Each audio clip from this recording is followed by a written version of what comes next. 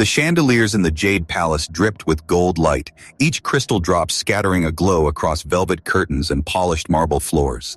The restaurant was hushed, its silence heavy with the weight of whispered deals worth millions.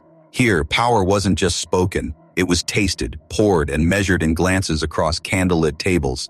Every movement of the staff was choreographed like a ballet. Not a step out of place, not a glass rim smudged. This was Manhattan's temple of wealth, where reputation was as fragile as porcelain and as sharp as broken glass.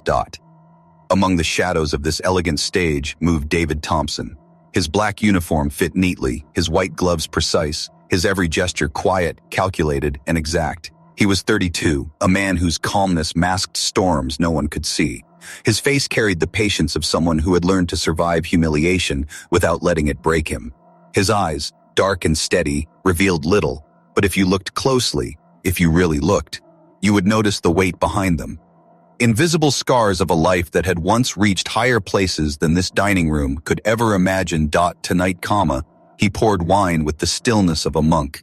He glided between tables with no wasted motion, no hesitation, as though each step was drawn on invisible strings. To most, he was nothing more than a waiter, background decoration in a room glittering with privilege. But to David, each second of silence was a test, and every insult he swallowed was a stone, added to a wall he was quietly building inside himself.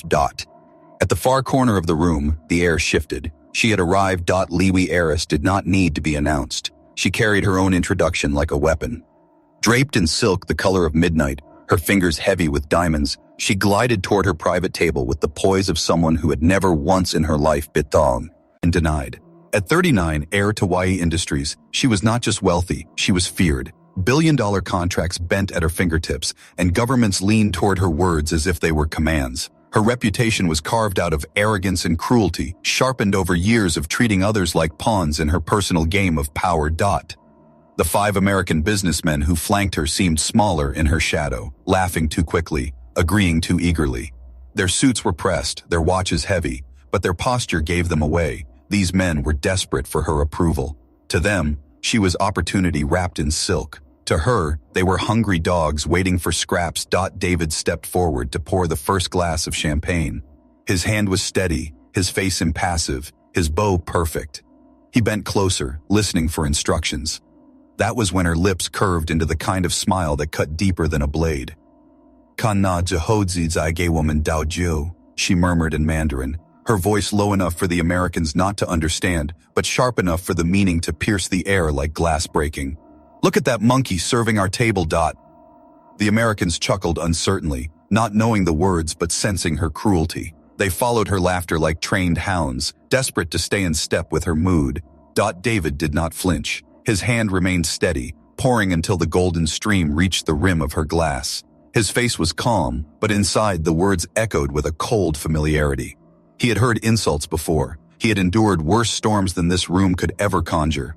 But this one cut deeper because she said it with such casual delight, as if his humanity were nothing more than a joke to be shared over wine. Liwi leaned back in her chair, her smile spreading like poison.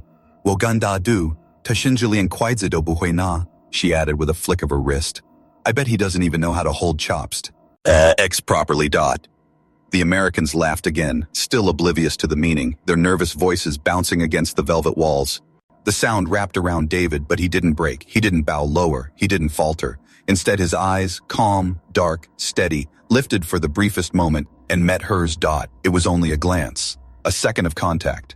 But in that second, something dangerous passed between them. Not submission, not fear, something colder, something stronger.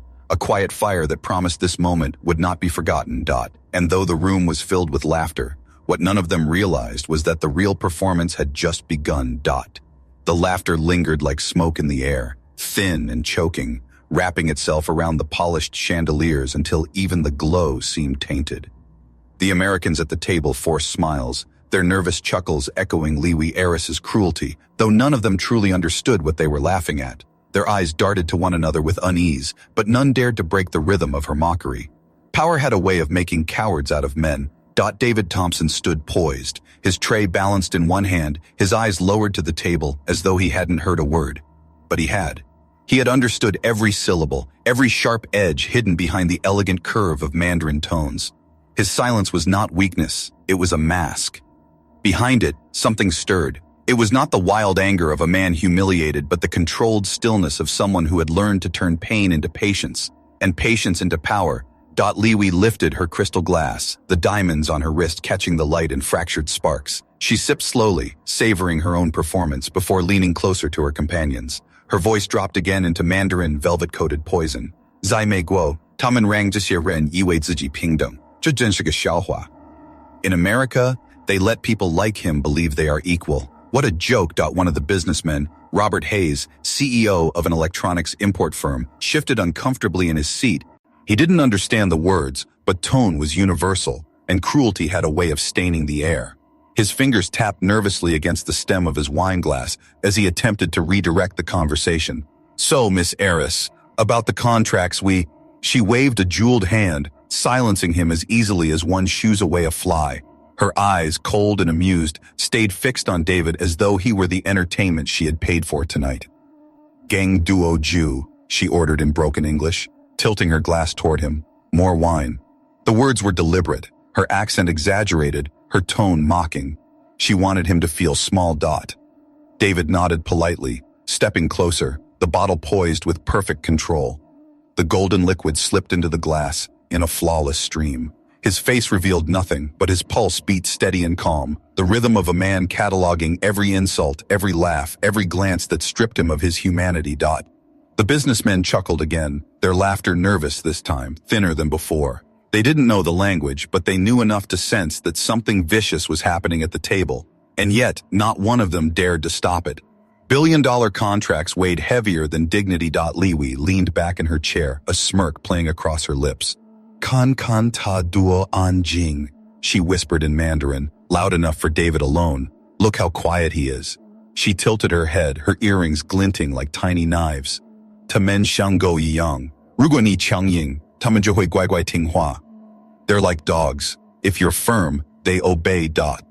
For the briefest second, David's jaw tightened, but his composure never broke.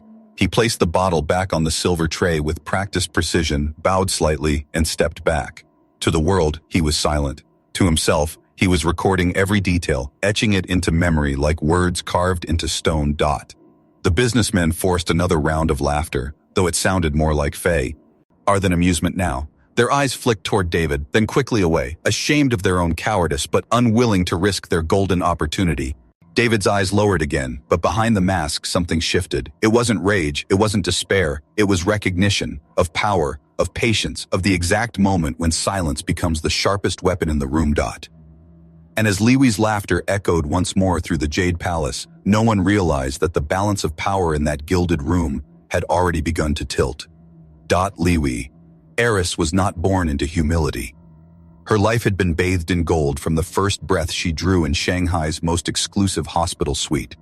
The daughter of Wei Industries' founding patriarch, she inherited not just wealth, but the certainty that her bloodline placed her above others. From childhood, her world was designed to reinforce the idea that she was untouchable.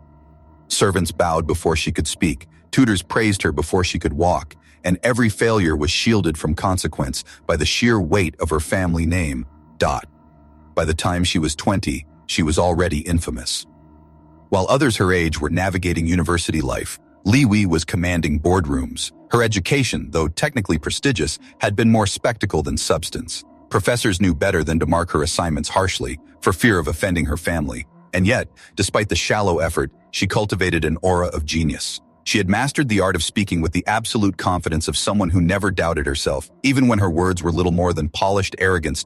Her rise in business was swift and merciless. Wei Industries thrived under her ruthless decisions, not because she built, but because she cut.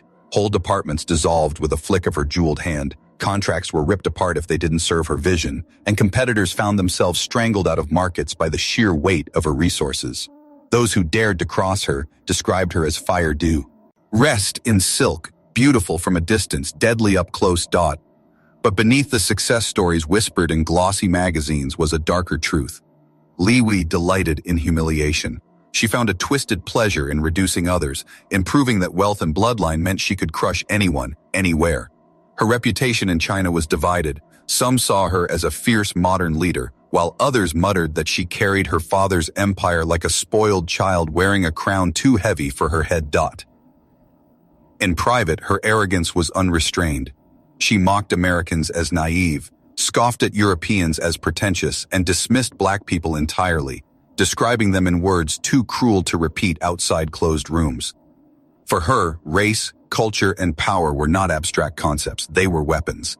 And she wielded them with a smile. Tonight at the Jade Palace, her cruelty had a stage.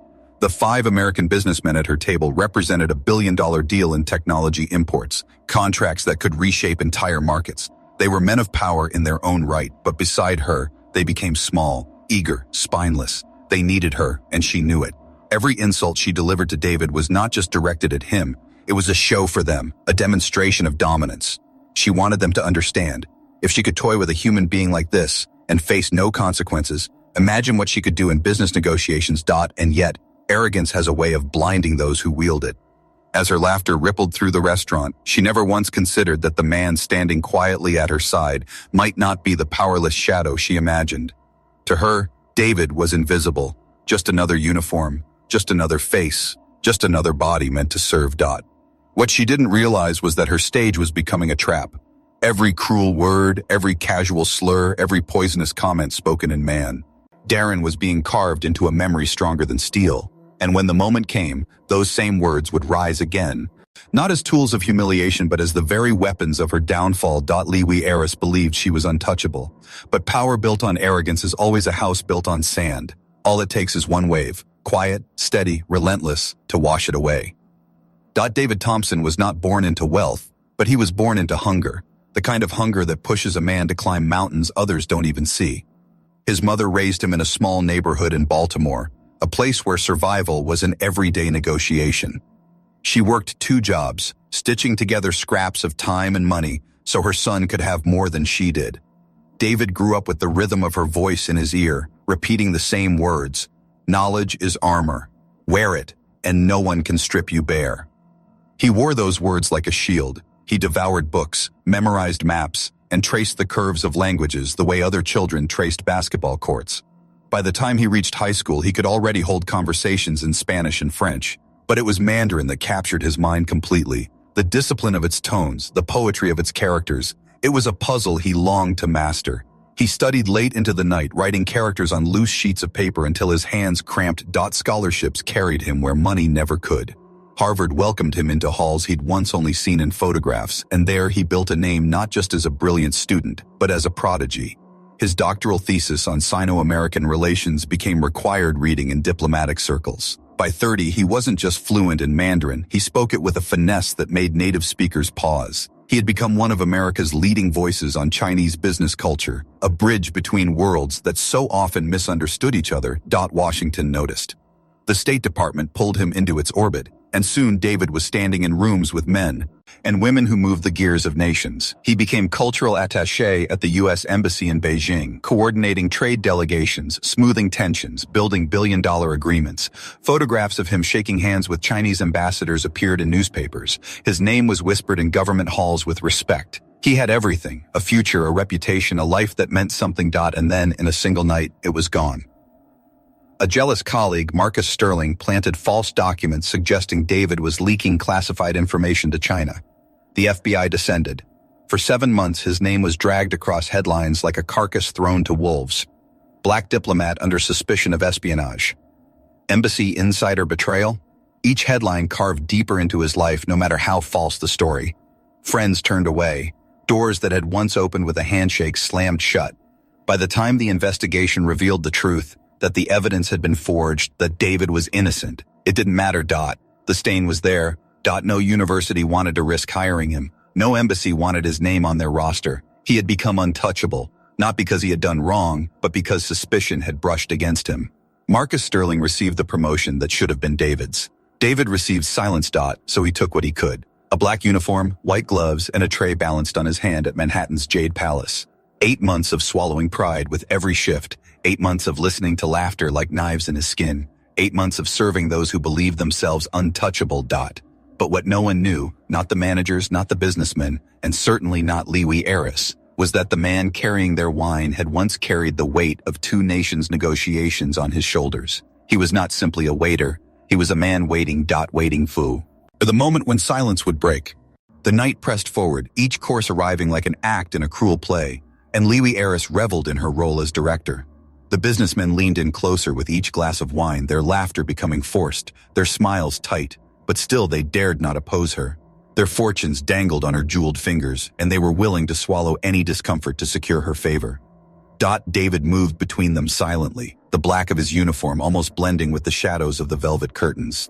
His steps were soundless, his posture precise, his presence nearly invisible. And yet, every insult found him, sharp and deliberate, as if she were testing just how much a man could take before he broke.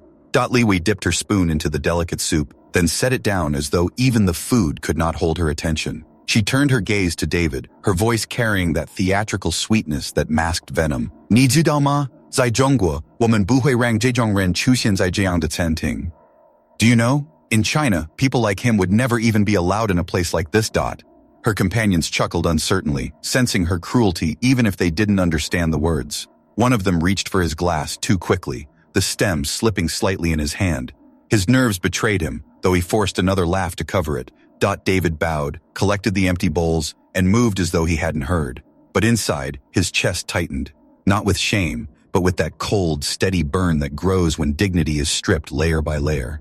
He catalogued her words in his mind, every insult stored away with surgical precision. Liwi leaned forward, her diamonds catching the candlelight, her voice lowering into English, this time for the Americans to hear. You see, she said, gesturing toward David as if he were a specimen on display. You Americans think giving jobs to people like him is progress. But look, he is nothing. A shishikta, a dao carrying plates. This is what you call equality?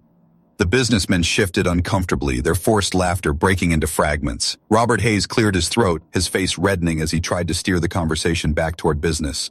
Perhaps we should focus on the contract terms, Miss Harris, the shipment schedules. She silenced him with a sharp glance, her smile widening. No, this is important. You need to understand culture before you understand business. In China, we know better than to confuse servants with leaders. Her words fell heavy in the room, louder than the soft piano music playing in the background. The insult lingered, not just directed at David, but at the idea of progress itself. David placed the bowls onto his tray with the same calm grace as before, but his fingers brushed the silver for a moment longer than necessary. It wasn't hesitation, it was control, the kind of control a man exercises when he has to keep fire locked inside a steel cage. Liwi smirked, satisfied by her own cruelty. Then, in Mandarin, she added the sharpest cut yet. Ta keneng lian shu dao yi bai dou bu hui. He probably can't even count to 100. His family must live off food stamps. The Americans didn't understand the words, but they felt the shift in the air. Robert Hayes's jaw tightened. Another man looked down at his plate, pretending to study the pattern of the porcelain rather than meet David's eyes. Their silence became complicity, each one trading his dignity for the chance at profit. David straightened, his tray balanced perfectly, his expression unreadable. But in his silence, something else grew, a quiet storm. He was not a man broken by humiliation. He was a man sharpening himself against it, waiting for the precise moment to strike. And with each word, each laugh, each insult, BILLIONAIRE was placing the blade directly into his hand. The night had begun as a performance, but by now it had turned into a circus, one in which cruelty was the main attraction. The Americans at the table had grown pale beneath the golden chandelier light. Their laughter, once eager, now cracked with discomfort. They sipped their champagne faster, hoping the bubbles might disguise their unease. But BILLIONAIRE, draped in silk and arrogance, seemed to feed on the discomfort. To her, humiliation was not shameful, it was art. She leaned forward, her eyes glinting with something dark, her voice cutting across the soft piano music. Ni men kan, ta shenju bagan taito. Look at him, he doesn't even dare lift his head. She laughed, a sharp sound that drew unwanted attention from nearby tables. Zai zhongguo, jiang de renju pei da sao cesua. In China, men like him are only fit to clean toilets. The Americans didn't understand the words, but they understood the malice. One of them shifted in his chair, as though wishing he could sink into the velvet and disappear. Robert Hayes glanced toward David, then quickly back at his glass. He opened his mouth once, then closed it again. $1 billion contracts outweighed moral courage. David's tray hovered steady in his hands, not a tremor, not a drop spilled. Outwardly, he was the picture of composure, his posture perfect, his movements efficient, his face unreadable. But inside, something tightened. Not rage exactly, not despair. It was sharper than rage, colder than despair. It was the kind of quiet fury that waits, builds, and never forgets. And then, Liwi made her gravest mistake. She reached for her diamond-encrusted phone, lifted it, and tapped record. Her lips curved into a smile as she spoke in Mandarin, narrating her cruelty as though it were a game show. "I am here at the most expensive restaurant in Manhattan," she announced proudly into the lens, showing how Americans let their black workers behave. "Look how quiet he is when I speak with authority. This is how you keep order." She tilted the camera toward David, zooming in on him as though he were an object, not a man. Her words spilled like poison. 在中国，我们懂得每个种族都有自然的功能。黑人可以做体力劳动，但绝不能领导，那是基本的生物学。In China, we know that every race has its natural function. Black people can do manual labor, but never leadership. That is basic biology. Even the Americans, though they could not understand, shifted in horror at her tone, at the triumphant cruelty in her eyes. Robert Hayes pushed back his chair slightly, his knuckles white against the stem of his glass. One of the younger businessmen muttered, "This is too much." But his voice was drowned by Liwi's mocking laughter. David stood still, his gaze lowered, his expression blank. But his mind was sharp as a blade. He saw the phone, the recording, the damning evidence she was unknowingly creating. Every word she spoke into that lens was a weapon, and soon, those weapons would no longer belong to her. When she finally clicked the phone off, she smirked as though she had won something, as though the world had applauded her twisted performance. "I'll post this tomorrow," she said, switching back into English, her accent deliberate and mocking. "My followers in China will find it hilarious. They love seeing the truth about Americans and their progress." The businessmen sat in suffocating silence. None dared to respond. None dared to stop her. David bowed slightly, his voice calm and respectful. "Will there be anything else, ma'am?" His words were polite, his tone perfect. But in his chest, his heart beat with the steady certainty of a man who knew justice was no longer a dream. It was only a matter of time. And while Liwi Heiress thought she was building her empire of superiority, she had, in truth, just built the very noose that would tighten around her name. The piano in the Jade Palace played on, soft and elegant. But to David it sounded like the ticking of a clock. Each note was a reminder that time was moving, that something was building, that this night could not end in silence. He excused himself with the quiet grace expected of a waiter, slipping past the velvet curtains that divided the dining hall from the staff corridor. His shoes whispered against the polished floor as he pushed open the door to the employee bathroom. Inside, the world was smaller, stripped of chandeliers and glitter. A single bulb buzzed overhead, its light pale and unflattering. The mirror was streaked, the sink dripping, the air tinged with disinfectant. David leaned against the counter, his chest rising and falling as he steadied himself. Out there, he had been stone, calm, unreadable, untouchable. In here, his hands trembled with the force of everything he had been holding back. He took out his phone, the screen lighting his face in cold blue. His thumb hovered over the contacts for a moment, then tapped a name he had not spoken in months. Dr. James Chun. His mentor, his guide, the man who had once called him the brightest mind of his generation. Director of Columbia's Center for Asian Studies, one of the most respected Chinese Americans in New York. David's fingers flew across the keyboard, the words spilling out sharp and fast. "James, I need an urgent favor. I'm at the Jade Palace in Manhattan. Liwi Heiress of YE Industries is here, making extreme racist comments in Mandarin, believing no one understands her. I've recorded everything. Can we meet tomorrow?" For a moment, he stared at the message, his breath held. He pressed send. The reply came back in less than 2 minutes. "My God, David, where have you been?" "Yes, let's meet. Liwi is already under internal investigation in China for corruption. This could be exactly what we need. Don't disappear again." David's throat tightened. James still believed him to be the diplomat he had once been, not a man hiding behind a waiter's uniform. In his message, he had signed only his name. He hadn't said what he had become. To James, he was still Dr. David Thompson, the prodigy who had once sat across from ambassadors, not the man who cleared half-empty plates from arrogant hands. For the first time in months, a spark of something close to hope flickered inside him. Not joy, not yet, but the possibility that all the silence, all the humiliation, all the patience had not been for nothing. He slipped the phone back into his pocket, splashed cold water on his face, and looked into the streaked mirror.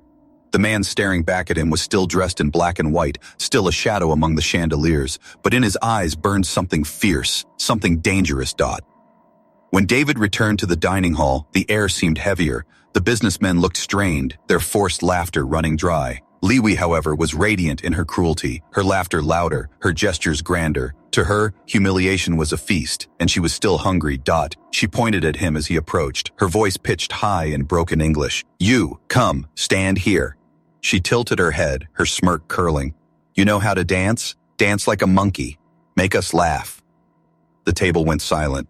Even the Americans who had endured her every insult stared at her in horror. The request was too naked, too brutal, too vile. David did not move. He did not bow. He did not speak. He simply stood with his tray at his side, his face calm, his eyes steady. And though the world thought him silent, in truth, he had already spoken. With every recorded word, every message sent, every cruel moment captured, the first domino had been tipped. Liwi heiress believed she was in control. She didn't yet know her downfall had already begun. David stepped back into the golden glow of the dining hall, the soft rustle of velvet curtains falling behind him like the closing of a stage door. His return was quiet, but something in his presence had changed. Though his uniform was the same and his tray rested steady in his hands, there was a subtle shift in the air around him. His silence no longer carried the weight of submission. It carried the stillness of a storm about to break. Liwi. Eris lounged in her chair, her diamonds catching the chandelier's light in cruel flashes. Her laughter carried above the hum of the restaurant, brittle and sharp. She had grown bold in her cruelty, intoxicated by the nervous chuckles of the businessmen who still clung to the pretense of amusement. They sat stiff, the weight of billion-dollar contracts chaining their spines, too weak to challenge the woman who controlled their futures. "Ah, there you are," Liwi said, her English broken deliberately, her accent exaggerated, mocking. She gestured with her jeweled hand, as though summoning a pet. "Come, closer." David obeyed, his steps even, his expression calm. He stopped at her side, close enough to feel the cold radiance of her perfume, close enough to hear the poisoned sweetness in her voice. "You," she said, pointing a lacquered nail at his chest, "you make funny show, dance, like monkey." The words hung in the air like shattered glass. For a moment, silence drowned the table. Even the businessmen, who had endured her insults all night, could not laugh. Their glasses froze halfway to their lips. Their eyes flicked toward David, then away, as if the shame was contagious. Liwi tilted her head, her smirk widening. "What? You don't know how? Americans spoil their workers too much. In China, we know how to teach them." She chuckled and repeated the word again, slower, mocking, "monkey." The pianist at the far side of the CD room faltered, his fingers missing a note as if the word itself had broken the rhythm of the night. Conversations at nearby tables dimmed. A couple in the corner turned to look. Even in a room accustomed to arrogance, this moment was different. This was cruelty stripped bare. David did not move. He did not dance. He did not bow. He simply set his tray down on the side table with deliberate care, as though placing a crown on velvet. Then, for the first time that evening, he lifted his head and looked directly into Liwi Eris's eyes. His gaze was not the gaze of a waiter. It was not the gaze of a man broken by humiliation. It was something else. Sharp, steady, dangerous. A gaze that carried history, education, patience, and the cold certainty of someone who had already decided the outcome of the battle. The businessmen shifted, sensing the shift in power, though they did not yet understand it. One of them coughed nervously, his voice cracking as he tried to break the tension. Perhaps we should return to the contracts." But no one listened. Liwi's smirk faltered just slightly at the weight of David's stare. She straightened in her chair, suddenly aware of the silence pressing in around her. But arrogance is a drug, and she was too deep in its hold to stop now. "You don't understand?" she sneered in Mandarin, louder this time. "Are you too stupid to follow an order?" That was when David smiled. It was not the smile of a servant. It was not polite, nor was it submissive. It was the kind of smile that makes a room go still, the smile of a man who has carried enough, who has endured enough, who has chosen the moment to speak. And though not a single word had left his lips yet, the silence in the Jade Palace had already shifted. Something electric pulsed through the air, something that made even the chandeliers seem to lean closer, waiting for what would me next. The room was holding its breath. Forks hovered midair, champagne fizzed silently in untouched glasses, and even the pianist's hands froze above the keys, unwilling to interrupt what was unfolding. David stood tall beside the table, his posture no longer that of a servant but of a man who had been waiting for this moment his entire life. His smile was calm, but it carried a weight that made every person at that table lean forward without meaning to. Liwi, still drunk on her own arrogance, laughed once more, though the sound rang hollow now. She wagged her fingers dismissively. "What? Cat got your tongue?" Her words came sharp, mocking, yet the tremor in her tone betrayed something she hadn't felt all evening. Unease. And then, David spoke. "Li Xiaojia," he said in flawless Mandarin, his voice low but steady, each tone precise, each syllable sharp as glass. "Miss Heiress, I believe you are confusing this restaurant with a zoo. The words landed like thunder in the hushed hall. The businessmen blinked in disbelief, their jaws slack. The air shifted, something invisible cracked, and suddenly it was no longer Liwi who held the stage. Her wine glass trembled slightly in her hand. Shama? What did you say?" she stammered, her accent clumsy, her arrogance crumbling with each word. David's eyes never wavered. He continued in Mandarin, his fluency smooth, his tone almost academic. "It is fascinating, isn't it? How some people confuse money with education, birth with character, and arrogance with strength. But the truth is simpler. Cruelty reveals weakness, not power." Every businessman at the table froze, their minds spinning.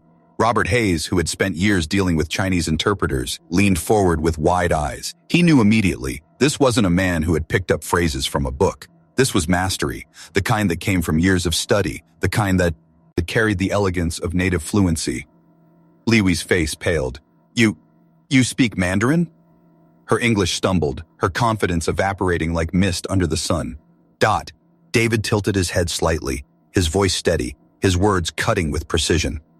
"Not only Mandarin, classical Mandarin, Cantonese, and 3 dialects besides, along with English, French, and some Japanese. But you already knew that, didn't you? After all, I understood every word you've spoken tonight, every insult, every slur, every casual cruelty you thought was safe, hidden in language." The silence was crushing now. Even the waitstaff at distant tables had slowed, their trays hovering, their eyes wide. Customers nearby had turned their heads. In the Jade Palace, where whispers usually ruled, all anyone could hear was the steady cadence of David Thompson's voice. For the first time, Liwi's poise cracked. Her lips parted, but no sound came out. The woman who commanded billion-dollar contracts, who silenced rooms with a glance, now sat speechless before the very man she had mocked as inferior. David leaned forward slightly, not threatening, not angry, just unwavering. His smile was calm, his voice even. "You wanted a show," he said softly, still in Mandarin. "Well, here it is. The lesson you thought you were giving me has always been yours to learn." The words lingered in the air like fire, consuming the last of Liwi's arrogance. And in that moment, the entire Jade Palace realized something unforgettable. The man they had dismissed as invisible had just rewritten the script of the night. The silence in the Jade Palace was absolute, broken only by the faint clink of a spoon somewhere in the distance. Every pair of eyes in that glittering room was fixed on David. The waiters had paused in their steps, the pianist's hands hung above the keys, and the businessmen at Liwi's table sat frozen, as though they were witnesses to a revelation they couldn't yet process. David let the quiet linger. He wanted her to feel it, that moment where the mask slips, where the balance of power tilts, where arrogance begins to tremble under the weight of truth. Then, with deliberate calm, he set the tray down and straightened his shoulders. His voice, when it came, was steady, controlled, and devastating. "You asked if I knew where China was on a map," he began, still in flawless Mandarin. "You asked if I had ever set foot outside of New York. You called me a monkey. You assumed silence meant ignorance. You assumed a uniform meant inferiority." He shifted seamlessly into English, his gaze sweeping the table. "But what you never imagined, Miss Heiress, is that I am not simply a waiter. My name is Dr. David Thompson, Harvard PhD in Asian Studies, former cultural attaché at the U.S. Embassy in Beijing. For 5 years, I negotiated trade agreements between our nations. Agreements, I might add, that directly benefited YE Industries." The words fell like hammer blows. Robert Hayes nearly toppled his chair as he shot to his feet. "My God," he whispered, his voice barely carrying. You're David Thompson. I read your thesis. I attended your lecture on investment ethics in D.C. 2 years ago." The younger businessmen gaped, recognition dawning as fragments of memory pieced themselves together. They had heard the name. They had seen the articles. The man standing before them had once been a rising star in diplomacy, a bridge between East and West. Li Wei's lips parted, but no. Oh sound emerged. She looked at him as if the ground beneath her had shifted. Her face drained of color, her fingers twitching nervously against her wineglass dot. David continued, his tone calm but unrelenting. 9 months ago, I was accused, falsely, of espionage. My colleague, jealous of my rise, planted documents. For 7 months, the FBI dragged my name through the mud. I was exonerated, but the stain remained. No university would hire me. No embassy would take me back. So here I am, serving wine and clearing tables. And for 8 months, I have endured men and women like you, mocking me in Mandarin, believing you were safe behind language. He reached into his pocket and withdrew his phone. His thumb tapped, the screen glowing faintly. But here's the truth, Miss Harris. I recorded every word you spoke tonight, every insult, every declaration of racial superiority, including the video you so proudly filmed of yourself. The businessmen shifted uncomfortably, their faces tight with shock. Robert Hayes whispered, "Good Lord." Li Wei finally found her voice, though it shook. You wouldn't dare." David's smile was small, almost sad, but his eyes gleamed with fire. "Of course I would, because this isn't just about me. It's about dignity. It's about every man and woman you've treated as less than human. You thought this was entertainment, but what you've built here tonight is evidence." He tilted the phone slightly, the screen catching the chandelier's glow. "And I've already shared it with someone who knows exactly what to do with it." The name didn't need to be spoken yet. The truth was already sinking in, and for the first time that evening, Li Wei heiress looked small. David stood over her, now not as a waiter, not as a victim, but as a man who had been dismissed, erased, humiliated, and who had returned with the kind of quiet strength that could shatter empires. And in that moment, every person in the Jade Palace knew the show was no longer hers. The woman who had walked into the Jade Palace as a queen was no longer seated at that table. Li Wei heiress, heir to a $60 billion empire, sat trembling in her chair, her jeweled fingers twitching against the stem of her glass as if gripping it might anchor her to the illusion of control. But the illusion was gone. Her laughter had dried up, her arrogance stripped away. What remained was a face pale with fear, a woman staring into the eyes of someone she had misjudged and realizing the ground beneath her was collapsing. "You can't," she whispered, the words catching in her throat. Her Mandarin faltered, slipping into halting English as desperation clawed its way to the surface. You wouldn't ruin me. Do you know who I am?" David's eyes never left hers, his voice calm and steady, filled the silence like a verdict. "Yes, I know exactly who you are. And that is why I know what will happen when these recordings find their way to the right people. The Chinese consulate, the business association, the partners in Beijing who already question your ethics, and the American press, who will devour every second of your words." Li Wei's chest rose and fell too quickly, her composure unraveling with each breath. She leaned forward, her voice dropping to a pleading whisper. "Please, Dr. Thompson, I didn't know who you were. I thought you were just a—" David cut her off, his voice slicing through her sentence. "Just a what? A black waiter? A servant? Tell me, Miss Harris, does human dignity depend on a degree, on a title, on a bank account?" The words landed with the force of a blow. The businessmen shifted uncomfortably, shame washing over their faces. For the first time all evening, they could no longer hide behind their contracts and cowardice. They had witnessed cruelty, and now they were seeing it turned inside out. Li Wei's voice cracked. We can make an arrangement. Nay, influence. Anything you want." Her hands shook as she reached for her purse, the glittering leather bag trembling in her grasp. "Name your price, and I will make this go away." David leaned in slightly, his voice lower, almost gentle. "That's your problem, Miss Harris. You believe everything has a price, but dignity doesn't, respect doesn't, humanity doesn't." He straightened, his gaze sweeping over the table, making sure each man present felt the weight of his words. "For 8 months, I've served people like you.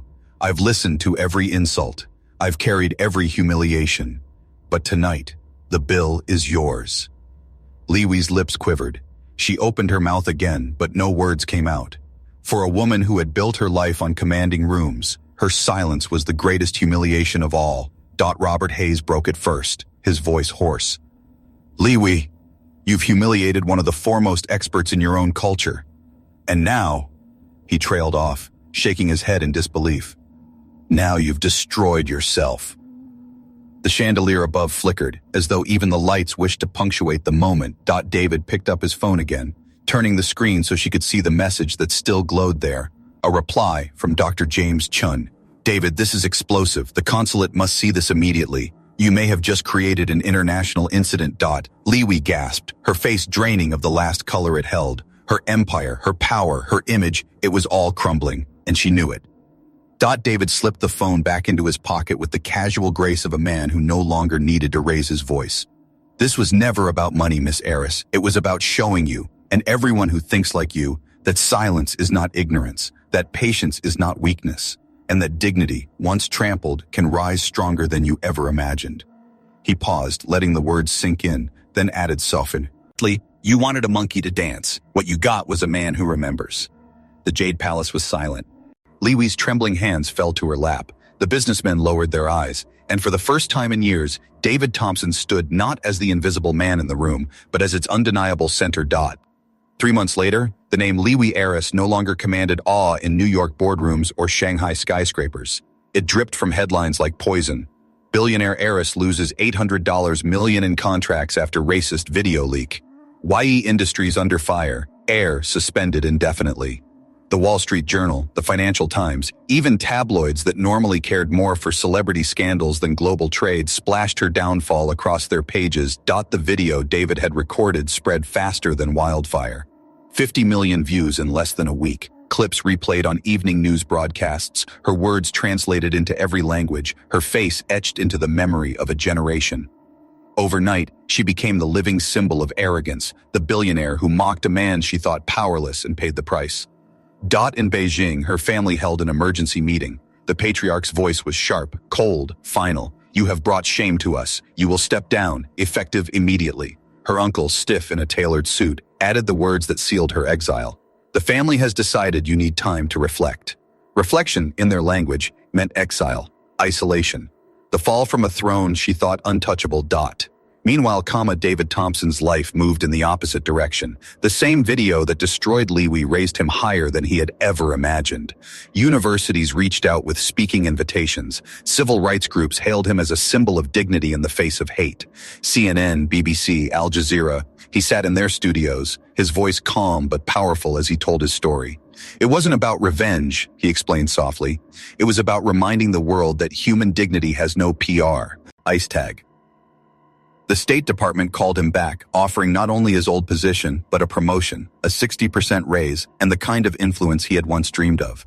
But David, older now, wiser from his months of silence, chose carefully. He accepted, yes, but he also kept one foot planted where his humiliation had begun. Every Thursday night, patrons of the Jade Palace whispered with surprise as they saw him, not in a waiter's uniform, but in a tailored suit, walking beside the restaurant's owner. He had accepted a role as senior advisor and minority partner, ensuring that no worker in that gilded hall would ever endure what he had. The place that once broke him had become a monument to his rise. Activists flocked to the restaurant, travelers made pilgrimages, and the staff stood taller, prouder, knowing their dignity was protected by a man who had once carried trays as they did. From that movement grew something larger, the David Thompson Protocol, a policy adopted by dozens of corporations and restaurants across America. It was simple. Zero tolerance for discrimination of any kind. And it spread, fueled by the story of a man who had been humiliated in silence, only to rise with words sharper than any blade. Liwi, meanwhile, faded into shadows. Photographers no longer followed her. Investors cut ties. Friends who once clung to her for status stopped answering her calls. In Shanghai, she walked through her penthouse like a ghost, replaying the moment again and again. The smile on his face, the flawless Mandarin, the words that stripped her bare in front of her own audience. Her empire had not been stolen. It had crumbled under the weight of her own arrogance. David's story, however, became legend, not just a tale of revenge, but of justice, of the strength it takes to endure humiliation without breaking, of the patience it takes to wait for the right moment, and of the dignity that cannot be bought, stolen, or silenced. One evening, months later, as David left the Jade Palace after a long meeting with the owner, a young waiter, no older than 19, hesitated before speaking. "Sir, I just wanted to say, thank you. Because of you, people like me feel seen." David smiled, placing a hand on the young man's shoulder. "Don't thank me," he said softly. "Just remember this. Never confuse silence with weakness, and never let anyone convince you that you are less than you are." The city lights reflected in his eyes as he stepped into the night, no longer invisible, no longer broken. He had turned humiliation into a legacy. And somewhere in Shanghai, a disgraced billionaire sat in silence, replaying her own words, the most expensive lesson she had ever paid for. Because arrogance fades, power crumbles, but dignity endures, always.